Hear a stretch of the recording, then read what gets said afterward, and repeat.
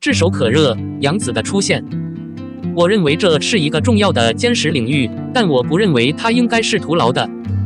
热辣辣是贾玲老板的另一部作品，它仍在准备中。在现在的国产搞笑片中，能被大家重温的创意聚集地是陈腾所在的开心麻花，另一个是贾玲。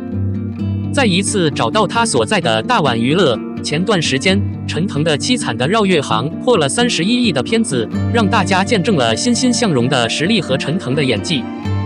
渐渐的，贾玲有一部作品要来了，我说不准，打不过陈腾的娱乐世界纪录。新电影剧本难，演员难，职业难刻画。贾玲新片的编剧是大湾娱乐的孙继斌，包括贾玲、雷佳音、李雪琴、乔杉、杨紫等人。他们是首选艺人，通常在新闻来源中参与模仿。这一次，这部电影重温了一个可靠的住在他的人民家里的困难乐影贾玲氏的故事。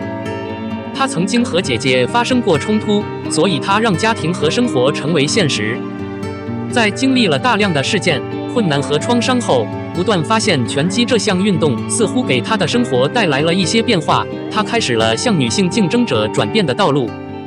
这部电影不是贾玲的小说，而是从日本电影《100元的爱》改过来的。这部电影是一个令人信服的女性主题。2014年10月25日在东京电影节上映后，获得了很高的评价，目前在体育电影高分榜上排名第6。主要作品中突出的安藤樱，更是一位获得了辉煌荣誉、赢得了脆弱的表演者级别的表演者。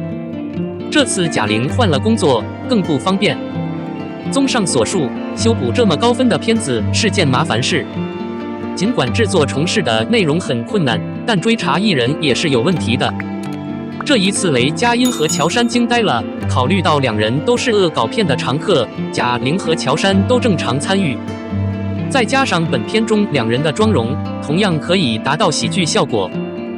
和李雪琴一样，她自己也是个电视节目演员，有喜剧效果，是个名副其实的人。本期节目难度最高的是贾玲和杨紫。贾玲饰演一个放荡的宅女，从网友拍到的路透照来看，贾玲的体重已经完全具备了，身材也更像是宅女。不过作为女舞者，这样的身材绝对是惊艳了一把。尽管贾玲参与了各种戏仿作品，但在这部电影中扮演一个女性竞争者，对她来说是一个巨大的困难。在团体的印象中，她一直都很积极自信。他从来没有见过他期待这么低级的角色，所以团队无法抗拒为他担心的诱惑。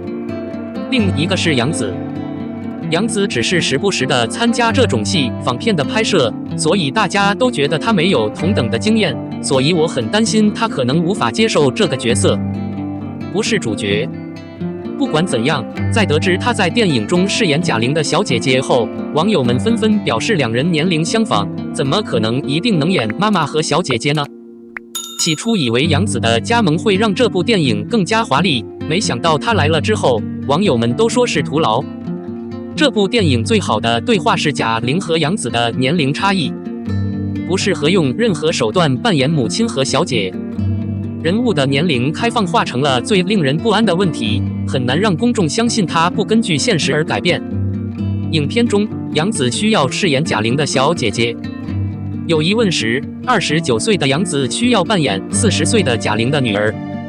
正是在两人处于可比的边缘时，无论如何都没有年龄资格，但贾玲老板可能还会考虑。这个问题处理好了，所以在拍片的时候，杨紫就被逼着穿上小衣服，扎着马尾辫，让自己看起来更有质感。此外，后期还整合了渠道、精品、美容产品。有了礼物，可以感知母亲和年轻女士之间的年龄差距。无论如何，该组织表示他们无法认出她。剧组称，杨紫的巅峰造型可能是在香蜜沉沉烬如霜中。正好她演装秀的时候，组里一般都会有一个剧团频道，所以在今年播出的《沉香如片》中，每一个镜头都精雕细琢，整部戏的粉嫩分外特别浓，从一切来看是无法掩饰的。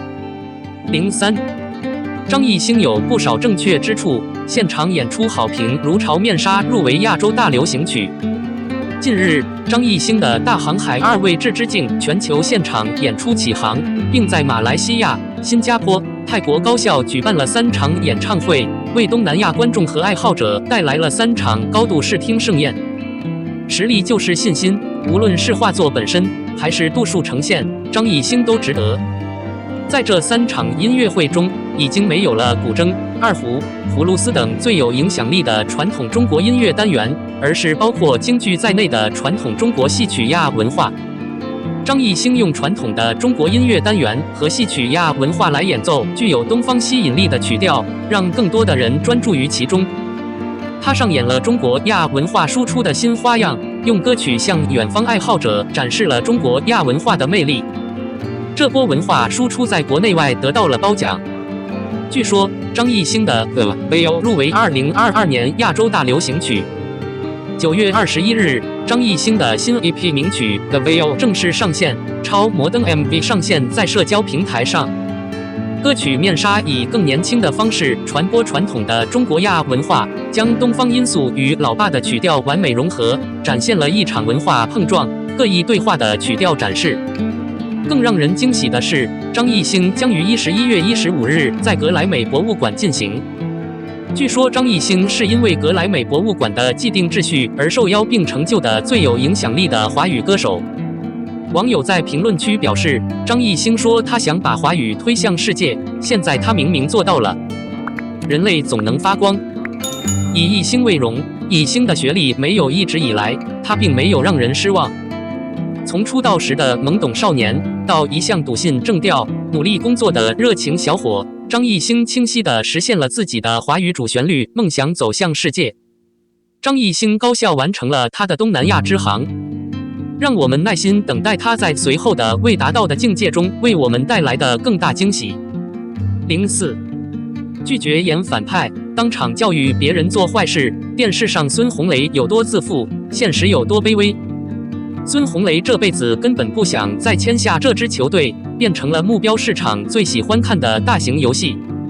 这一巴掌之后，孙红雷的眼镜立刻就被拧坏了。这个时候，孙红雷已经没有了卖瓜时演刘华强的虚荣心，现在可能有最有效的无限委屈。连张艺兴都察觉到红雷有这种端正的脾气，不得不跟孙红雷谈一谈。看到张艺兴经过孙红雷，还借助用一个叫父亲一个，分明是尴尬万分。其实张艺兴变成现在已经不那么自负了，但是孙红雷当场给出了正确的指导。或许孙红雷自己现在已经没有料到张艺兴是个叛逆的男孩，如此自负。孙红雷在利用团资的帮助下变成了被欺负的人，而另类演员却过着相当正确的生活。张艺兴一边吃零食一边唱歌，和他们比起来，对于孙红雷来说显然是难上加难。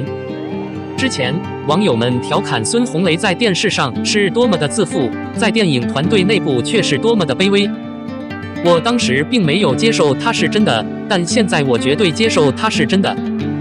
反贼飓风的负责人简直太鸟贼了，在孙红雷的号召下嫖娼人类。球星同时在队内率先欺负孙红雷。说起张艺兴来这里演林浩的原因，借助导演给出的目的也很奇怪。来晚。